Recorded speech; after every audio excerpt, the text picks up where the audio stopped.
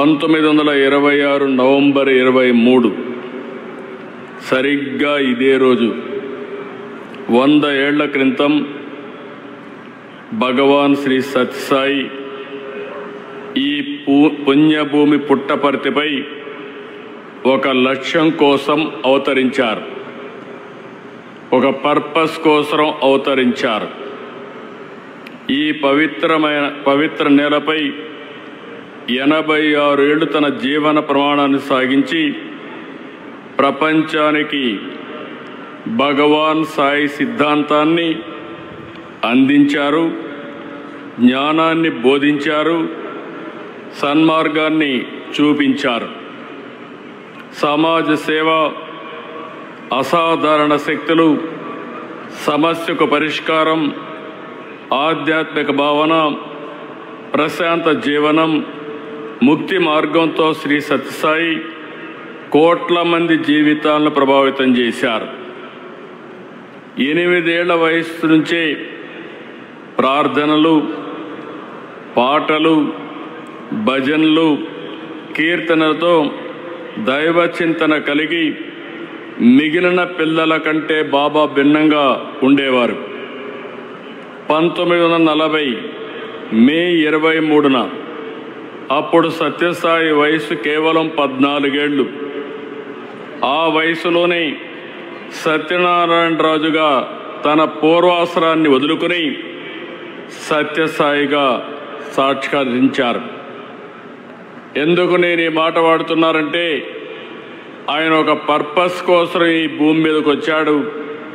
అది వచ్చింది కూడా Puttaparthi.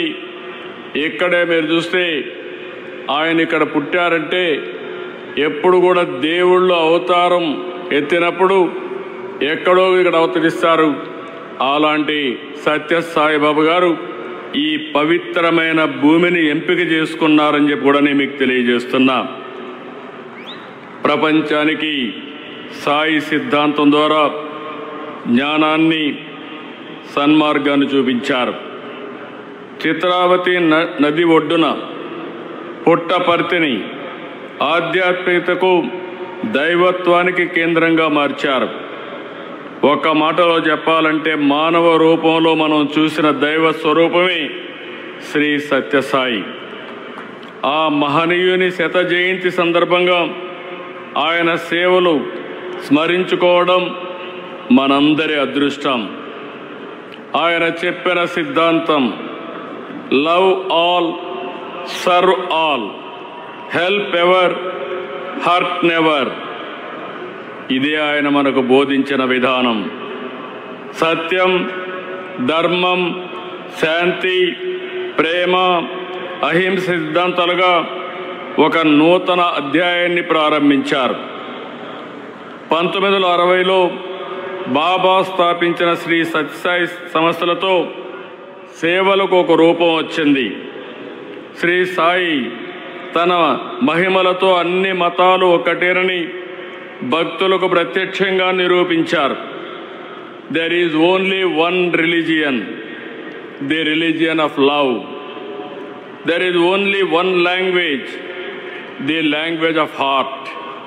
There is only one caste, the caste of humanity. There is only one law, the law of karma. There is only one God, is omnipresent అనే ఇదే బాబా భక్తులకు చేసిన ఉపదేశం. ఈశ్వశాంతి, ఈశ్వ సౌభాగ్యం, సకల జనుల సమిక్షేమాన్ని బాబా కోరుకున్నారు. కాబట్టి పుట్టపర్తిలో పుట్టిన భగవాన్ సాయి సిద్ధాంతం విశ్వవ్యాప్తమైంది.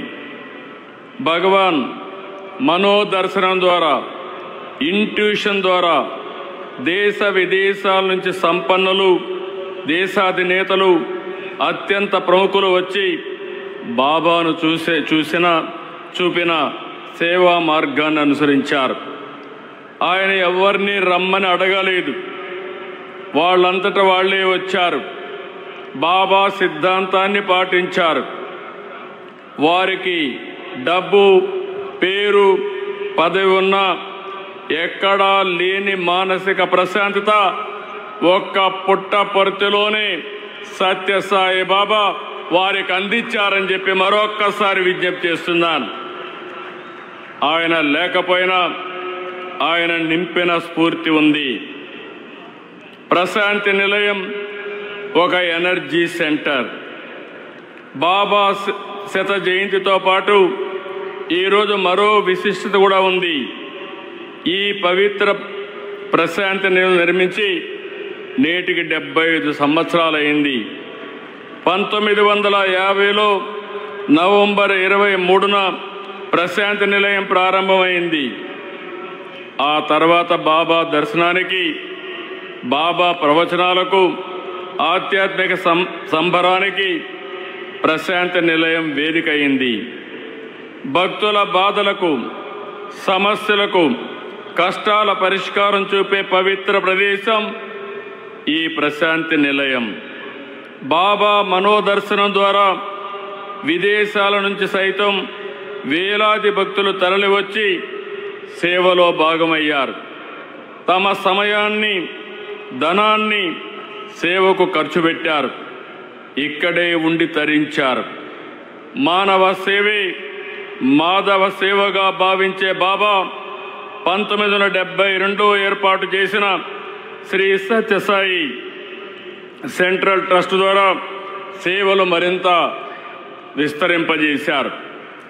విద్య నుంచి వైద్యం వరకు, త్రాగునీటి నుంచి మానసిక సంతృప్తి వరకు అందరికీ దక్కేలా చేశారు. తెలుగు రాష్ట్రాల్లోనే కాదు, దేశ విదేశాల్లో ట్రస్ట్ ద్వారా విస్తృతంగా సేవలు అందించారు. కులం, మతం, ప్రాంతాలకు అతీతంగా నిస్వార్థ సేవకు నిలువెత్తు రూపమయ్యారు. 102 సత్యసాయి పాఠశాలల్లో 60,000 మంది పిల్లలు చదువుతున్నారు. ఉచితంగా విద్య వారికి అందిస్తున్నారు. ట్రస్ట్ హాస్పిటల్ ద్వారా రోజుకు 3,000 మందికి పైగా రోగులకు చికిత్స అందుతుంది. గొప్ప సంకల్పంతో బాబా ప్రజల దాహార్తి తీర్చడం కోసం 550 కోట్లు ఖర్చు పెట్టి ఏపీ, తెలంగాణ, తమిళనాడులో 1600 గ్రామాలు, 30 లక్షల మందికి పైగా నీరందించారు. Chennai drinking water modernisation scheme కోసం 250 కోట్లు ఖర్చు పెట్టారు. సత్యసాయి ట్రస్ట్ ఈరోజు మనం చూస్తే 140 దేశాల్లో 2000 కేంద్రాల్లో విస్తరించింది. సత్యసాయి ఇంటర్నేషనల్ ఆర్గనైజేషన్ 10 జోన్లుగా ప్రపంచ దేశాల్లో సాయి సిద్ధాంతాన్ని, సాయి సేవలను ముందుకు తీసుకెళ్తా ఉంది. ఇంత పెద్ద ఎత్తున సేవలు చేసే ఆర్గనైజేషన్ ఎక్కడా లేదు.